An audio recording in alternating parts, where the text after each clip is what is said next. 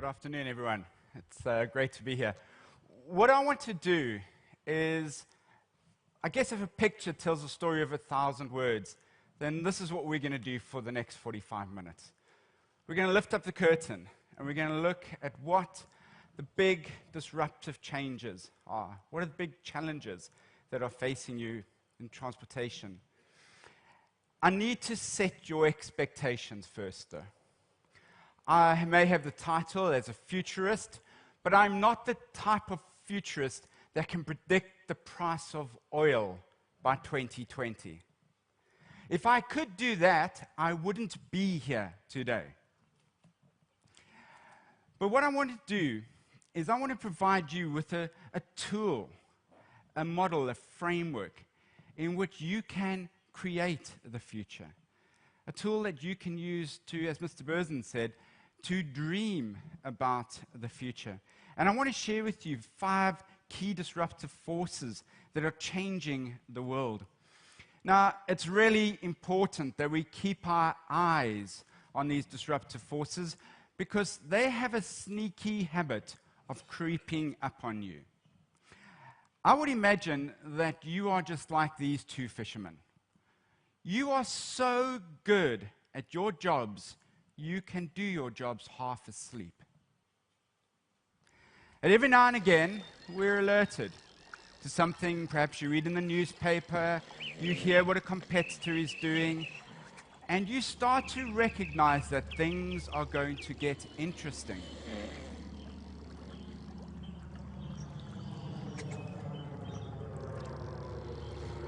And now you're going to have to wake up the team, you're going to have to inspire them, you're going to have to motivate them to change.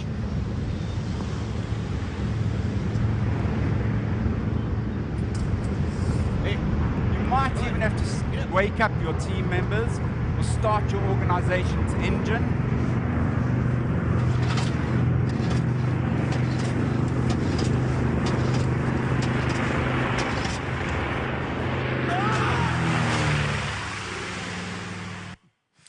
And in today's economic climate, let's not talk about bailouts. Now, disruption can have a negative connotation, but it doesn't have to be. As long as you identify the disruption, it can be quite positive, and you're understanding what changes you need to make. So let me give you an example of a personal disruption, one that is rushing through my life. This is my little boy. He's Leo, and Leo is an angel. I mean, look at these beautiful red cheeks that he has, these beautiful blue eyes that he gets from his mother. I don't know if you can see, but there's even a little bit of snot coming out of his nose.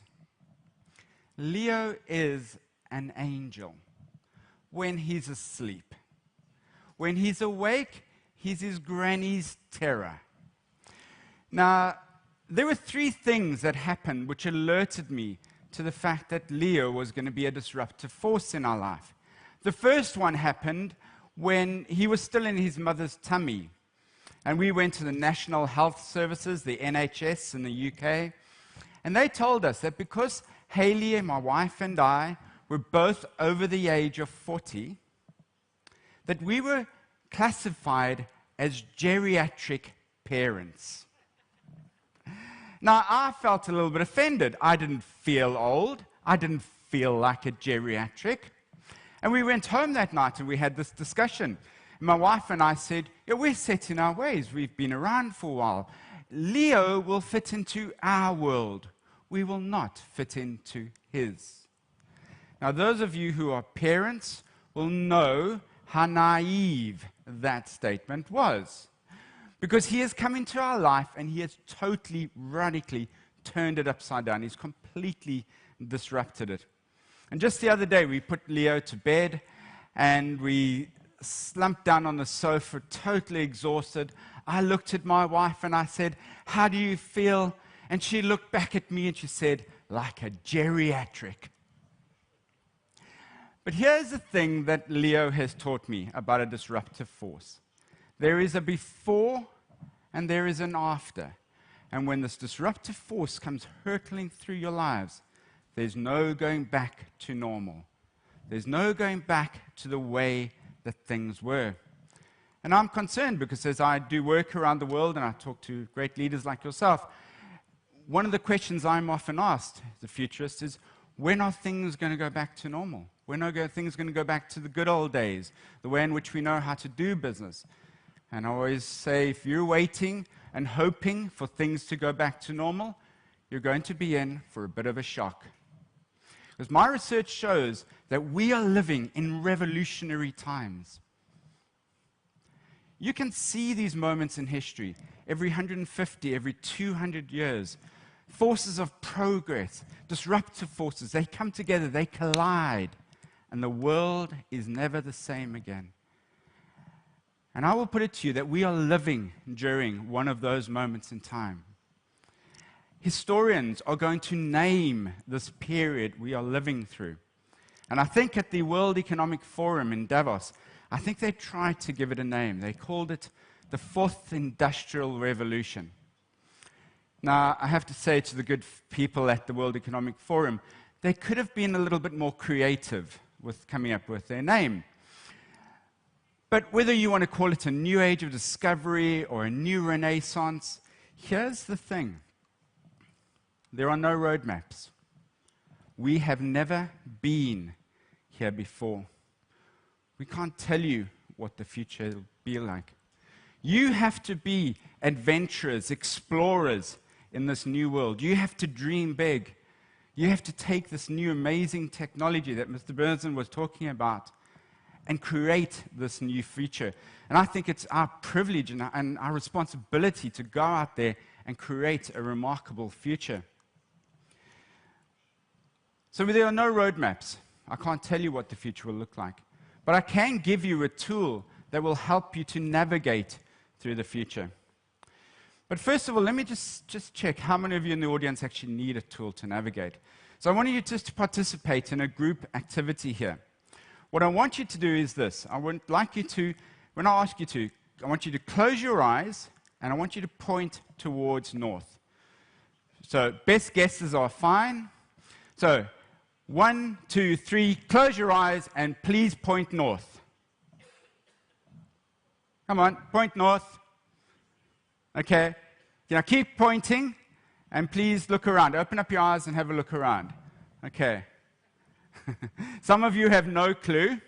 Some of you are pointing straight up. I love that, hedging your bets. But the first thing I have to say is, well, I'm very pleased I'm not going to the North Pole with you. Some of you are right, it's in that direction over there. So what I want to give you is this tool to help you navigate through these times of change. And we've called this tool the Tides of Change. But before I share with you what this tool is all about, I just want to impress on you that this is not a tool for predicting the future. This is a tool for creating the future. Because there are a lot of bright people who have tried to predict the future and they've got it horribly wrong. So Lord Kelvin said that there will never be heavier than flying machines. Clearly he got that wrong. This is a beast of a machine. Gottlieb Daimler, the founding father of the automobile, said that there will never be a mass market for motor cars. Why do you think he said that? I think it's because he couldn't imagine the world as it could be. He was rather looking at the world as it was. He couldn't imagine a world with millions of kilometers of roads. He couldn't imagine the production line. He couldn't imagine that there would be a car for every person. And that's the challenge that we face in this new world. Because we have to not look at the world as it is, but imagine it as it could be. We have to unlearn. In a world of digitization, automation, artificial intelligence, robotics, trying to do things that you've done in the past that was successful are not going to guarantee you success. We have to unlearn, or as Alvin Toffler said, the illiterate of the 21st century will not be those who cannot read or write. It'll be those who cannot learn, unlearn, and relearn.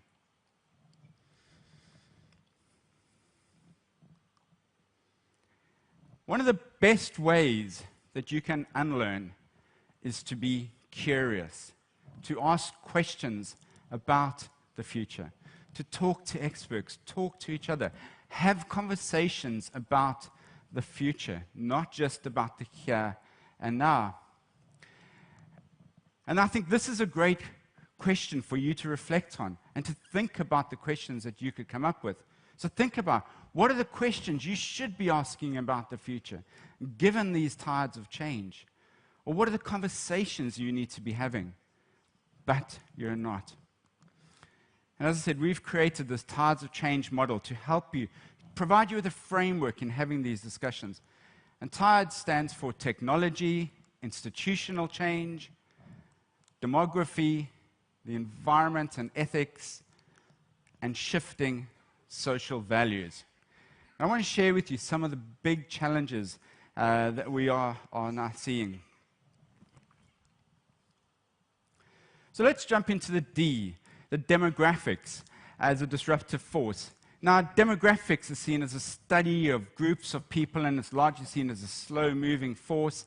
But there are a number of key indicators which mean that demography is a tsunami. It's a tidal wave of change hitting our global shores. And the really big disruptive force is this: an aging world population. The statistics behind this photograph are amazing. The number of people to reach the age of 100 is growing at 400% every year.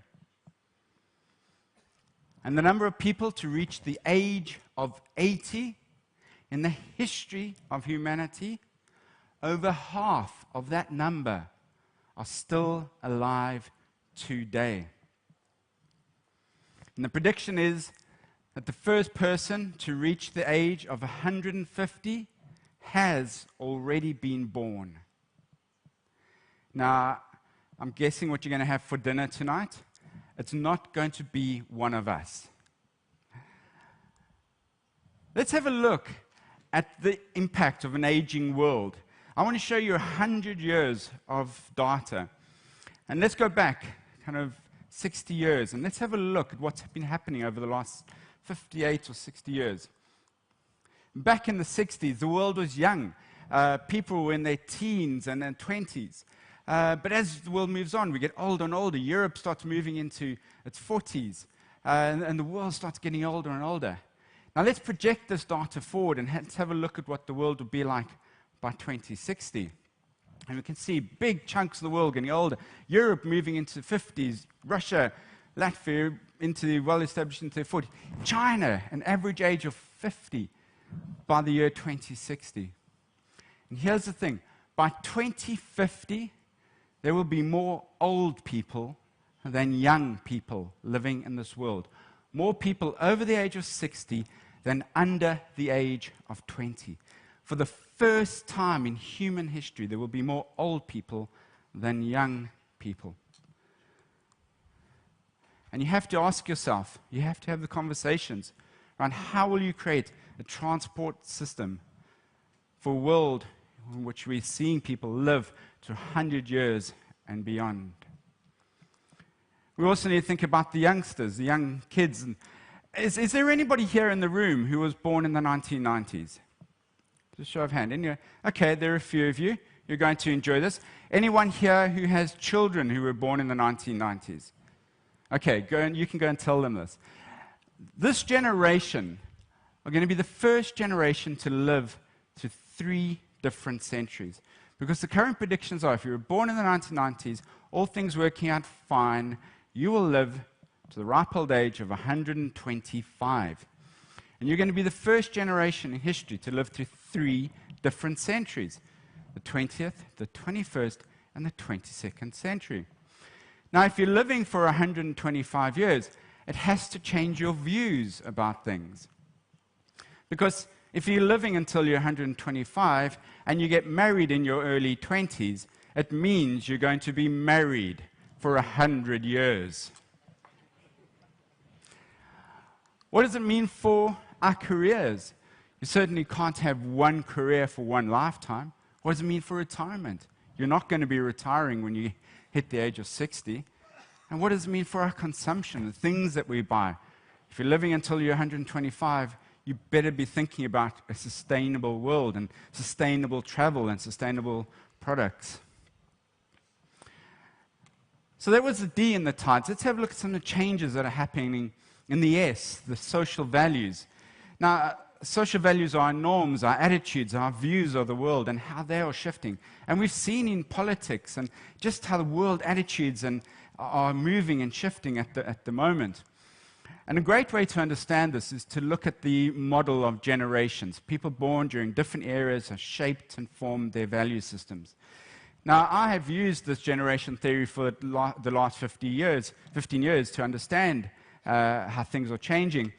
And I thought, rather than share with you the stats and the bar graphs and the charts and the research, if you want to see that information, you can visit my website. All of it is there, and you can download that. But let's have some fun. So I'm going to call on the services of LDz to demonstrate to you a generation gap in action. LDz is better known as Borat or Bruno, but I need to keep the content family friendly. And in this interview, he's interviewing Sir Rhodes Boyson, the ex-educational minister of the UK, and they're talking about caning. Now, when I went to school, I went to an all-boys school. And caning typically involved me being naughty, being sent to the headmaster's office, being made to bend over a chair, and getting a few smacks on the backside. It was pretty painful, to be honest, and for correctional purposes only, I was told. I don't think my headmaster enjoyed what he was doing. You never know. Anyway, today you can't cane children, it's illegal, but that doesn't stop young people going out and getting caned. It just means something very different, typically involving vodka shots or Jägermeister bombs, perhaps a few illegal substances, a bit of marijuana, a bit of pot, getting caned. So let's have a look at two people from two very different generations having a conversation. Listen here, I've got none other than my main man, Sir Rhodes Boyson, in the house, because we is talking about the education thing. Let's talk about the discipline. Do you think, Sir Rhodes, there is enough discipline in school? I think there's slightly less than there should be. Do you believe kids should be caned? I do. I have. You do? I do. Wicked, man. I am. You believe kids should be caned even in school? Even in school. Do you not think, Sir Rhodes, if you get caned in school, you can't concentrate as well? Because a lot of people out there say that if you're getting caned.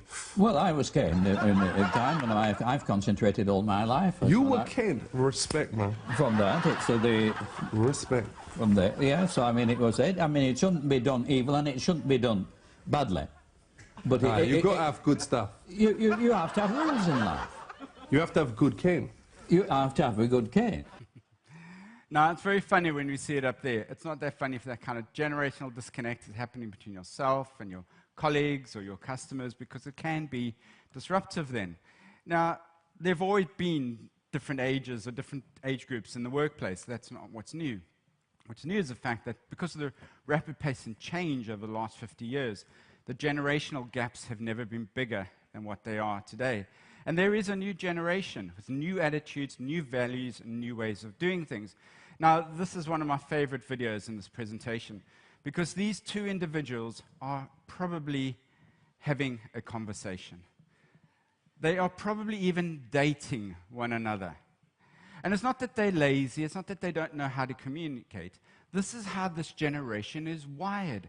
And this generation is using digital technology and mobile technology to change everything, how they communicate, how they collaborate, how they involve, engage, and interact with people. I'll give you a story here. Dave Kirpin is a social media expert, and he was invited to do a talk in Las Vegas at the Aria Hotel. And the Aria Hotel is one of the best hotels in Las Vegas. But he had been standing in the check-in line for over an hour, and he wrote out this tweet. No Vegas hotel could be worth this long wait. Over an hour to check in at the Aria, #fail. And he hit the send button, and his tweet went off into the Twitter sphere. And he sat there hoping, waiting expectantly that the senior leadership team at the back office would pick up his tweet, would come bursting through the doors and sort out the problem they had at their front desk. As you can imagine, nothing happened.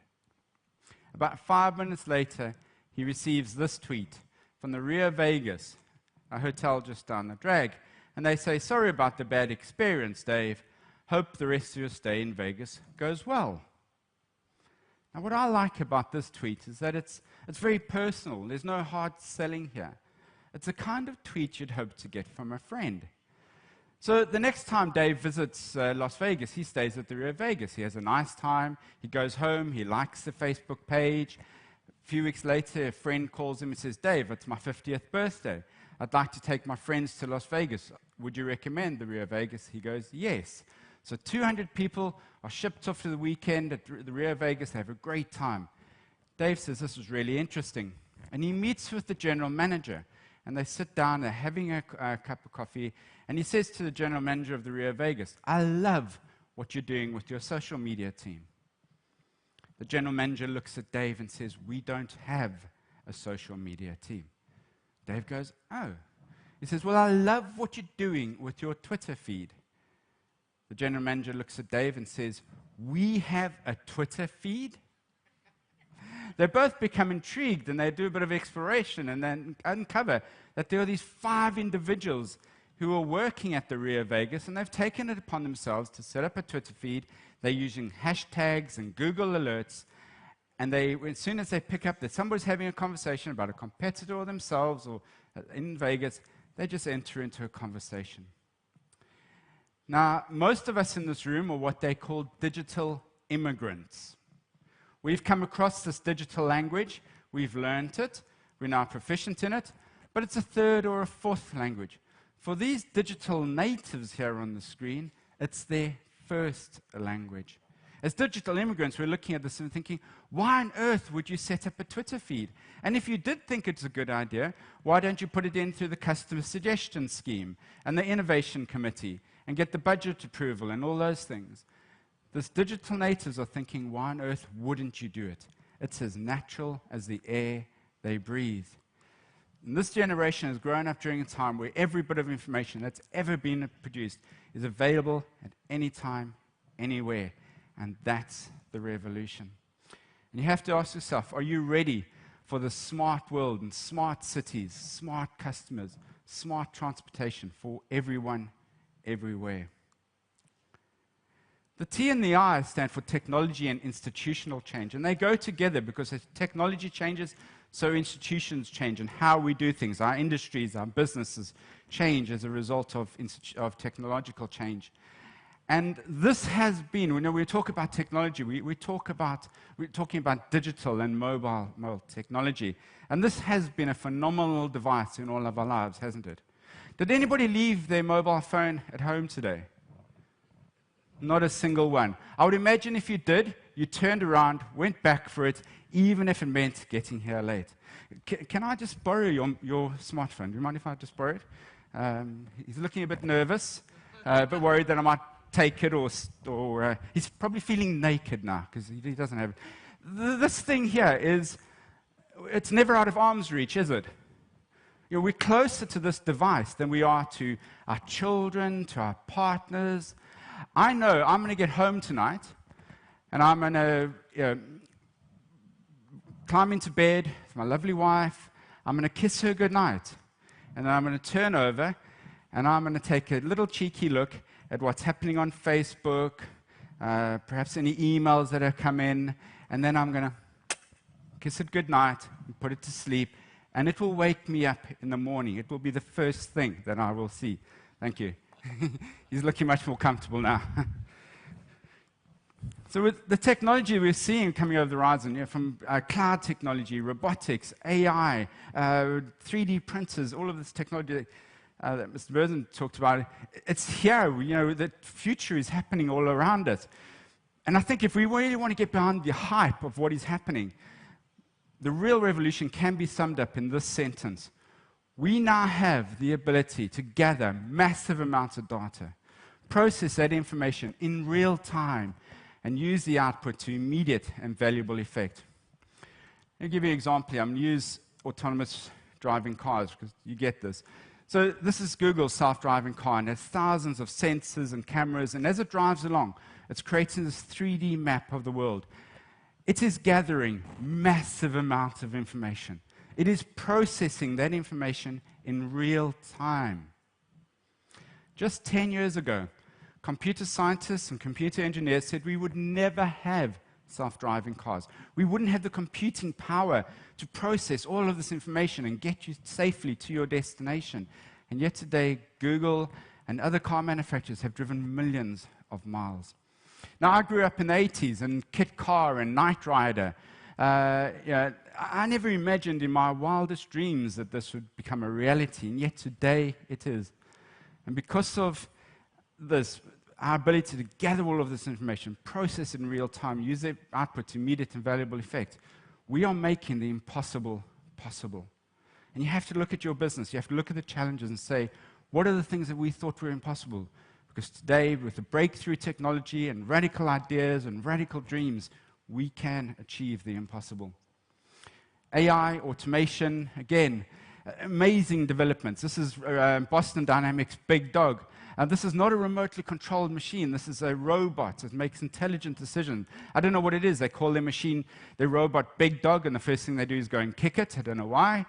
But it's an immensely impressive machine. And this is their latest robot called Atlas. And just have a look at the agility and precision of this robot.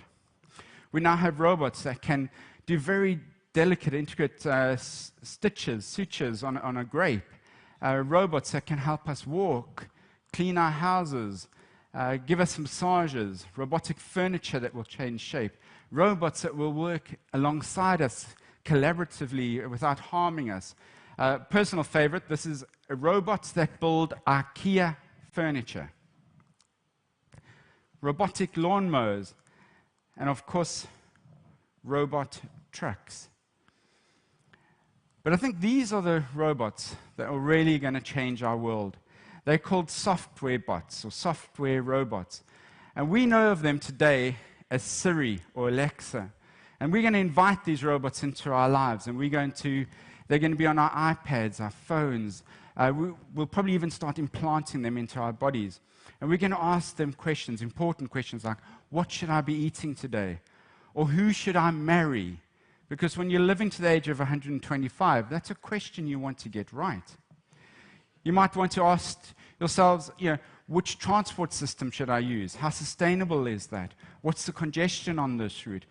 Virginia Romty, the CEO of IBM, says, in the future, every decision that humankind makes is going to be informed by some form of artificial intelligence. And we have to ask ourselves, how are we going to work alongside these machines? How will we work together in this new world? And these are important questions, because if we don't get them right, businesses of the future may be run something like this. Hi, I just want to make a deposit. You have your account number? Right here. Lean forward, please. What is this? It's our new customer tracking system. It has your account number and barcode. It speeds you right through the line. Now what? That line over there. Feel like banks are getting a bit impersonal? It's a holdup. I hate it when these things don't scan. Try. The final tide is the E, the environment and ethics. And the media darling, of course, is global warming. The debate is not, is the world getting warmer? The debate is, what is causing it? But if you do know of anyone who believes that global warming is fake news, please show them this photograph. I think it's the best evidence I've found that global warming actually exists. We're seeing massive advances in solar and wind power energy, but the thing that really excites me is an experiment, a scientific experiment that's happening in the south of France called ITER, being run by an organization called ITER. And at ITER, what they are doing is they are trying to harness the power of nuclear fusion. They are taking two elements, deuterium and tritium, and they fuse them together. We know about nuclear fission, that's the splitting of the atom. Nuclear fusion is fusing atoms together, and it's immensely powerful. It's the power that powers our sun. And the amazing thing about deuterium is that it is found in our oceans plentifully. It's believed to be a remnant of the Big Bang. And there's so much deuterium in our ocean that if you were to take 1 cubic kilometer of seawater, you would find enough deuterium there to create the energy equivalent to that of all our fossil fuel reserves. And at ITER, what they are trying to do is harness this energy. And they are creating the biggest machine that humans have ever built. It's going to have 10,000 tons of magnets. It's going to have a magnetic force field of 200,000 times stronger than anything on Earth. And at the center, we will see temperatures exceeding 200 million degrees. Because what they are doing is they are building a miniature star on Earth. And it is promising cheap, clean energy for millions of years. It's pollution-free, it's carbon-free. And if we are able to harness this power of fusion, we will see a change in course of civilization. We also need to think about the ethics of business and what the role of business is in society. Because we're seeing through the rise of populism around the world and through austerity and through the Great Recession, that people are beginning to question what is the role of business in society. It's not just about making a profit. And Virginia Romney says, how will we engage with an emerging culture of people determined to change the practice of business in society?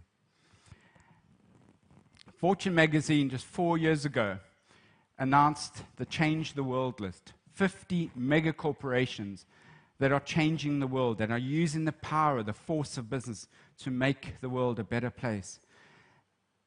This month, you can go onto the Fortune magazine, and they've just launched their 4th list. And we can see companies that are hard-nosed, profit-driven organizations. They're looking at the world, and they're saying, how can we take what we do and make the world a better place? So there you have it, 5 forces, 5 tides of change. I know there are other disruptive forces. These aren't the only 5 disruptive forces out there. But we think these are the most important ones. And if you are keeping your eye on them, if you are analyzing and having conversations and asking questions about these disruptive forces, you will identify the challenges and you will be able to create the future.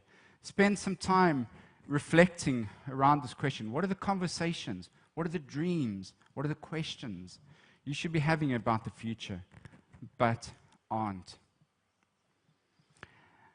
Let me summarize this presentation in the next 2 slides. Does anybody know where point A on the map is? I'm looking for the name of the town. We're in America, the USA. We're just north of Illinois, south of Chicago. We're in the Champaign district. I'm looking for the name of this town. Does anybody know? Okay, my researchers have uncovered, we think this is the only town in the world called Normal.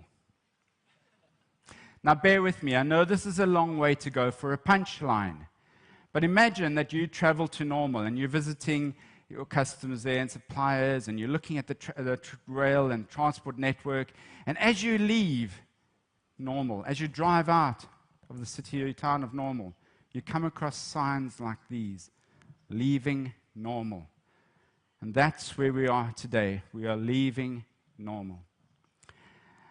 And I just want to remind you, I know we spoke a little about it, the young millennials and digital natives who will live to 125 and change the world. I just want to remind you that you, digital immigrants, you old dogs, you can learn new tricks. Hey, nice dog. Yeah, this is Piper. You're a bred border collie. Watch this. Piper, fetch.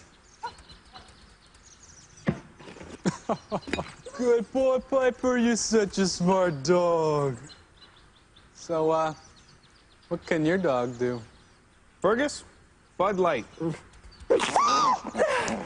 Bad dog. If you'd like a copy of this presentation, please pull out your mobile phone, take a photo of the screen. You can download the presentation there. If you'd like to contact me and ask me any questions about what we're seeing in the future and the tides of change, please feel very welcome to contact me. But thank you very much for your time and your attention, and I wish you all the best, and I hope you have a really fantastic conference today. Thank you. Thank you very much, Mr. Verleuven. 1 minute, please. We have a small gift for you. Thank you for inspirational talk. And we in Latvia have a place which is called Future Nākotne. Yeah. So if you are going away from normal, we can come back here to Latvia, visit the future. Thank you. Thank you very much. Thank you. Thank you very much. An applause.